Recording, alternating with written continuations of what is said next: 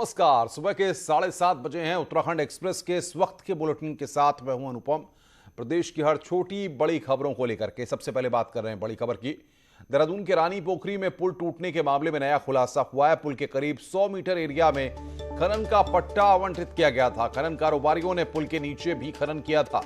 इससे वहां पर काफी बड़े गड्ढे हो गए थे। हालांकि तब कई अफसरों ने इसका विरोध भी किया था। जाखा नदी के सिविल एरिया में एक खनन का पट्टा आवंटित किया गया था और ऐसे में माना जा रहा है कि खनन की वजह से भी हो सकता है कि पुल के पिलर कमजोर हो गए हों, जिससे पुल ध्वस्त हो गया।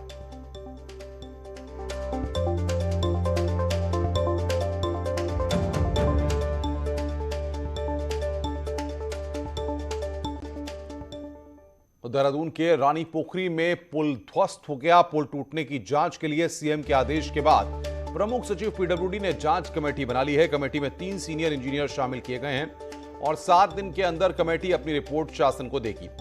ऋषिकेश और भानियावाला स्टेट हाईवे में यहां 431 मीटर लंबा पुल ध्वस्त हो गया था। वहीं आपदा प्रबंधन मंत्री धन सिंह रावत का कहना है कि एनडीआरएफ को वैकल्पिक पुल बनाने के निर्देश दिए गए हैं और कल सीएम भी रानी पोखरी जाएंगे और हादसे का जायजा लेंगे। वो पुल जो है नीचे धंस गया है।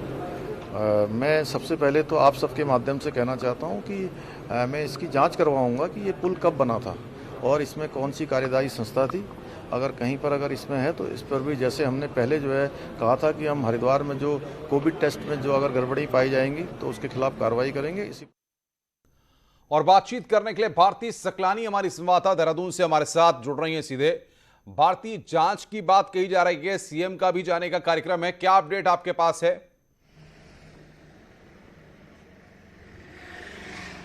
देखिए, जा सकते हैं सीएम पुष्कर सिंह धामी इस पुल को देखने के लिए। हालांकि जो शेड्यूल्ड प्रोग्राम है उसमें अभी तक इस तरह की कोई जानकारी नहीं है, लेकिन सूत्रों के हवाले से यह खबर है कि जा सकते हैं सीएम पुष्कर सिंह धामी उस पुल को देखने के लिए। और कल ही सीएम पुष्कर सिंह धामी ने इस बात के निर्देश यहां पर दे दिए थे कि इस पुल की जांच करवाई जाए। उन्होंने साफ कहा था कि हर एक मामले को गंभीरता से सरकार ले रही है और किसी भी तरह की कोई लापरवाही बर्दाश्त नहीं की जाएगी। एक जो बड़ा अपडेट न्यूज़ 18 इस पूरे मामले पर दे रहा है अनुपम, जैसा कि खनन की भी अगर हम यहाँ पर बात करें, अवैध खनन को लेकर भी यहाँ पर बातें निकलकर सामने आ रही है कि एक पट्टा जो है वो वहां पर आवंटित किया गया था और ये एक वजह हो सकती है जिस वजह से इस पुल के जो पिलर्स हैं वो कमजोर यहाँ पर पड़े। और इसको लेकर भी अब जो कमेटी गठित की गई है वो जांच यहाँ पर करेगी कि कब ये पुल बना था। जो पॉइंट्स यहाँ पर निकलकर सामने आ रहे हैं उसमें ये सबसे बड़ा पॉइंट है कि कब ये पुल बना और कौन भारतीय, फिलहाल जांच कमेटी में किस किस को शामिल किया गया है और क्या आज जांच कमेटी पुल का औचक निरीक्षण कर जांच को आगे बढ़ा सकती है? बिल्कुल, क्योंकि समय सीमा यहाँ पर तय की गई है कि इस समय सीमा के अंदर जो है वो इस पुल की जांच करके यहाँ पर देनी है। 3 सीनियर इंजीनियर्स को इसमें शामिल किया है जो हर एक पहलू पर अनुपम यहाँ पर जांच करेंगे। ये इंजीनियर्स इस बात की रिपोर्ट यहाँ पर बनाएंगे कि आखिर क्या वजह रही है जिस वजह से ये पुल जो है वो ध्वस्त हो गया है। हालांकि शिकायतें यहाँ पर की गई थी, उन लोगों से भी यहाँ पर बात की जाएगी। कुछ अधिकारियों ने इस बात का विरोध किया था कि यहाँ पर खनन का पट्टा न आवंटित किया जाए। इस बात को लेकर भी यहाँ पर ये टीम जो है जांच पड़ताल करेगी, यानी कि हर एक पहलू पर जांच पड़ताल होने वाली है। अनुपम, क्या वजह रही है इस पुल के ध्वस्तीकरण होने की? बिल्कुल भारतीय, आप नजर बना के रखिए, आगे भी हम आपसे अपडेट लेते रहेंगे। भारतीय सकलानी बता रही कि जांच कमेटी अब जांच करेगी और 7 दिन का वक्त यहां पर जांच कमेटी को अपनी रिपोर्ट देने के लिए दिया गया है। आगे बढ़ते हैं। विकासनगर में भी बारिश के बाद हालात बेहद खराब हैं। यहाँ छोटे छोटे बरसाती गदेरे भी उफान पर हैं। विकासनगर के पास तौलीबुड़ गांव में नदी के पास 20 से 30 लोग फंस गए थे, जिन्हें एसडीआरएफ की टीम ने रेस्क्यू करके निकाला है। एसडीआरएफ की टीम ने रस्सियों के सहारे सभी को नदी के पार कराया और उन्हें सही जगह तक पहुंचाया गया। आप भी देख सकते हैं कैसे उफनते हुए पानी में एसडीआरएफ ने ग्रामीणों की वहां पर मदद की है। आगे बढ़ते हैं। टिहरी जिले में 2 दिनों से लगातार बारिश जारी है। बारिश से NH 58 और 94 बंद चल रहा है। बारिश के चलते नई टिहरी में इंटरनेट सेवा भी ठप हो गई है। NH 94 पर फकोट के पास लगातार रोड टूट रही है।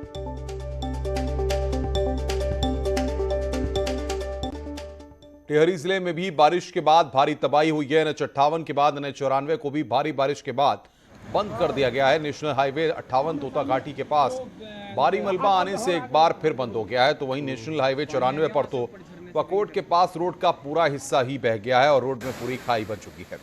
लोग जान जोखिम में डालकर रोड पार कर रहे हैं। रोड में दरारें पड़ चुकी हैं और लगातार रोड टूट रही है। रोड की गुणवत्ता पर भी सवाल खड़े हो रहे हैं।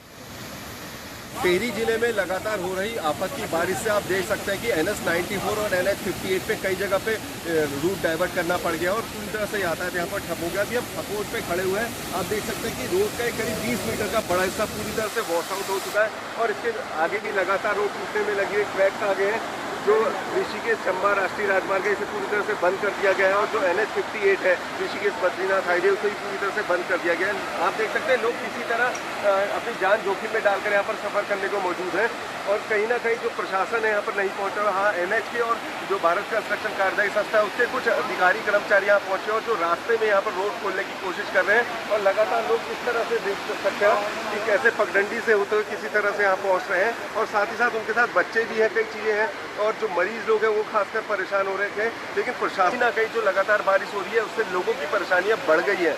सौरभ सिंह, पकोट, टिहरी। राज्य में बारिश भले ही आफत बनकर टूट रही हो, लेकिन आपको जानकर हैरानी होगी कि अभी तक अगस्त में रिकॉर्ड हुई बारिश 31 mm तक कम हुई है। यानी अगर प्रदेश में ज्यादा बारिश होती है तो तस्वीर और भी भयावह हो सकती थी।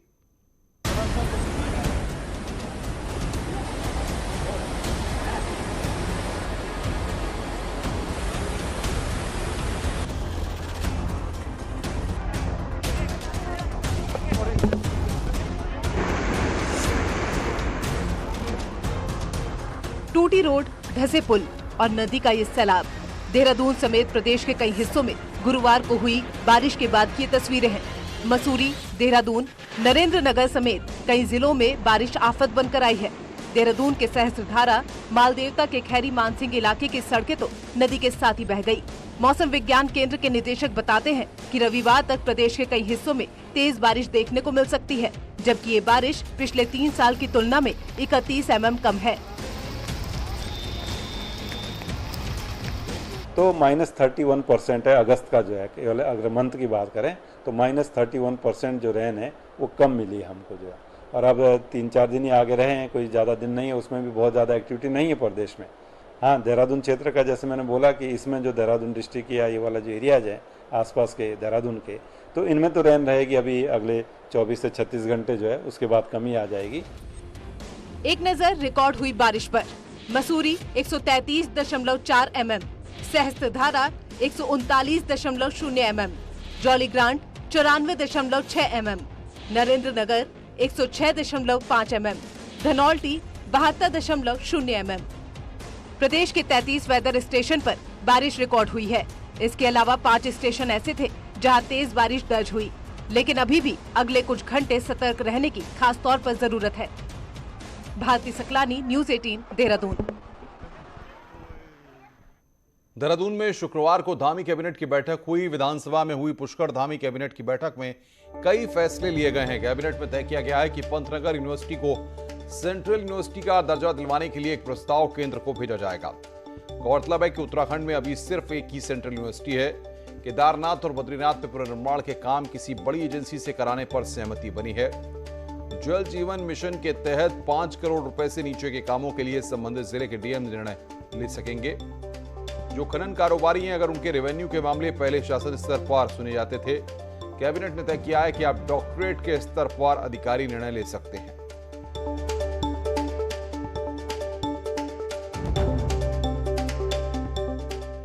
उत्तराखंड विधानसभा का मानसून सत्र शुक्रवार को समाप्त हो गया, लेकिन सदन में आज केवल सतत विकास लक्ष्य पर ही चर्चा की जाएगी। सतत विकास के महत्वपूर्ण 17 बिंदुओं पर चर्चा की जाएगी, जिनमें गरीबी, स्वास्थ्य, जलवायु परिवर्तन जैसे मुद्दे शामिल होंगे। स्पीकर ने पक्ष और विपक्ष के सभी विधायकों से इस चर्चा में भाग लेने की अपील की है।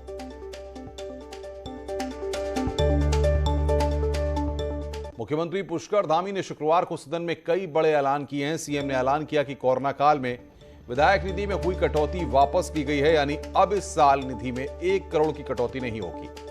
उच्च शिक्षा के सभी छात्रों को सरकार मुफ्त टैबलेट उपलब्ध कराएगी। भू कानून समेत जमीन से जुड़े मुद्दों पर पूर्व मुख्य सचिव सुभाष कुमार की अध्यक्षता में कमेटी का गठन किया गया है। पुलिस विभाग में अच्छा काम करने वाले कर्मचारियों को 10,000 रुपए की प्रोत्साहन राशि दी जाएगी। राजस्व विभाग में भी 10,000 की प्रोत्साहन राशि दी जाएगी। समूह ग के बाद अब समूह ख की भर्तियों में भी 1 साल की राहत मिलेगी। वहीं सीएम ने कहा है कि कोविड की तीसरी लहर के लिए सरकार की तैयारी पूरी है। जो 20-21 की विधायक निधि थी उसको यथावत रखने का निर्णय किया है।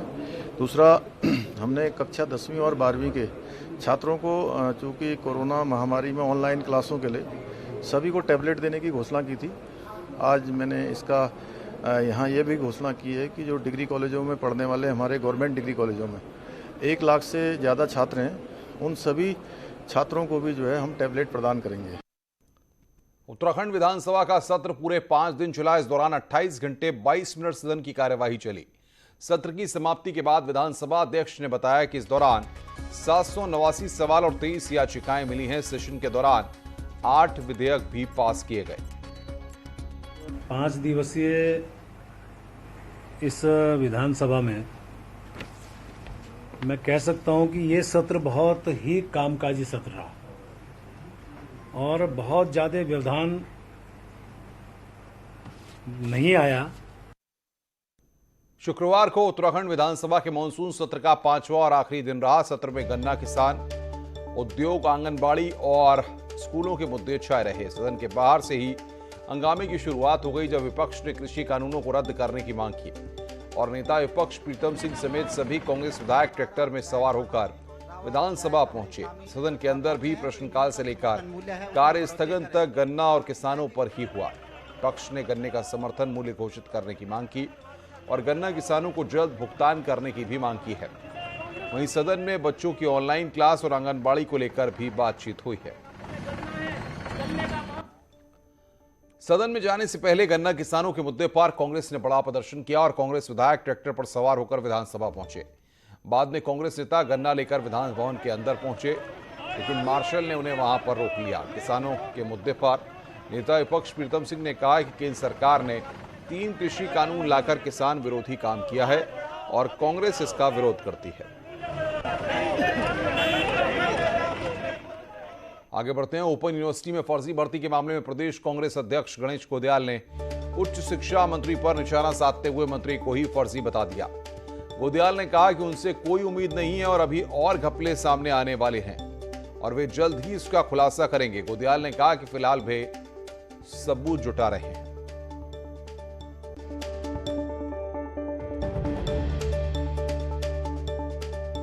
ऐसा है, जिस विभाग का मंत्री खुद ही फर्जी हो, उनसे और अच्छे कामों की क्या उम्मीद कर सकते हैं आप?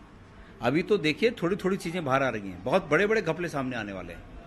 मैं आपको बहुत जल्दी बड़े खुलासे करूंगा। अभी तथ्यात्मक रूप से हम पुष्ट जो एविडेंस हैं वो इकट्ठा कर रहे हैं।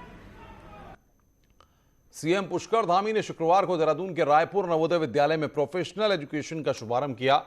ये कोर्स 9वीं और 10वीं क्लास में पढ़ाए जाएंगे, जिन्हें एक्स्ट्रा सब्जेक्ट के तौर पर शामिल किया गया है। ये कोर्स 200 स्कूलों में चलेंगे। इसमें आईटी, ऑटोमोटिव, रिटेल, टूरिज्म का कोर्स, साथ ही plumber, electronic, hardware, beauty wellness का कोर्स शामिल है। इस मौके पर सीएम ने कहा कि छात्रों को जल्द ही छात्रों को टैबलेट उपलब्ध कराए जाएंगे, साथ ही छात्रवृत्तियों में भी वृद्धि की जाएगी। स्वागत है। ब्रेक के बाद हरिद्वार के जिला महिला अस्पताल में आशा वर्कर्स ने स्वास्थ्यकर्मी पर अभद्रता का आरोप लगाया और जोरदार हंगामा किया है। आरोप है कि महिला स्वास्थ्यकर्मी ने इलाज कराने गई एक आशा वर्कर के साथ धक्का मुक्की की। इसके बाद नाराज कार्यकर्ताओं ने वहीं पर हंगामा किया और बाद में पुलिस भी मौके पर पहुंची और हंगामे को शांत कराया।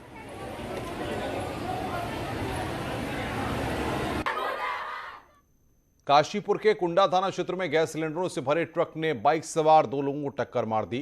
हादसे में एक महिला की मौत हो गई जबकि एक शख्स बुरी तरह से घायल हो गया। महिला अपने जेठ के साथ दवाई लेने गई थी और वापस लौटते समय ट्रक ने टक्कर मारी। श्रीनगर में जल विद्युत परियोजना के पावर हाउस में उस समय अफरा तफरी मच गई जब अचानक शॉर्ट सर्किट के चलते परिसर में आग लग गई। बाद में किसी तरह आग पर काबू पाने के बाद आसपास मौजूद लोगों ने राहत की सांस ली है। बताया जा रहा है कि आग परिसर में मौजूद ट्रांसफार्मर में लगी और देखते ही भड़क उठी। इसकी लपटें काफी दूर तक दिखाई देती रहीं। हालांकि घटना में कोई नुकसान नहीं हुआ है। वन विभाग अल्मोड़ा जिले के 3 जगहों पर मॉडल क्रूज स्टेशन बनाने जा रहा है। द्वाराहाट, ताड़ीखेत और बिनसर से इन मॉडल स्टेशनों की शुरुआत की जाएगी। इन स्टेशनों में 15 से अधिक कर्मचारी रखे जाएंगे, जो जंगलों को आग से बचाने के साथ ही वन्यजीव मानव संघर्ष को कम किया जा सकता है।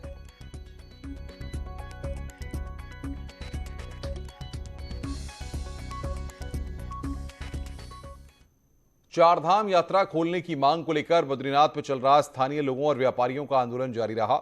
शुक्रवार को स्थानीय लोगों और व्यापारियों के साथ ही संतों ने भी राज्य सरकार और धर्मस्व मंत्री के खिलाफ जमकर नारेबाजी की। चारधाम यात्रा को लेकर धरने पर बैठे लोगों का कहना है कि एक तरफ सरकार द्वारा सभी मंदिरों और टूरिस्ट स्पॉट पर लोगों को जाने की अनुमति दे रही है, वहीं चारधाम यात्रा को रोककर न सिर्फ धाम का अपमान किया जा रहा है, बल्कि इस यात्रा से जुड़े लोगों के रोजगार को भी खत्म करने का काम किया जा रहा है।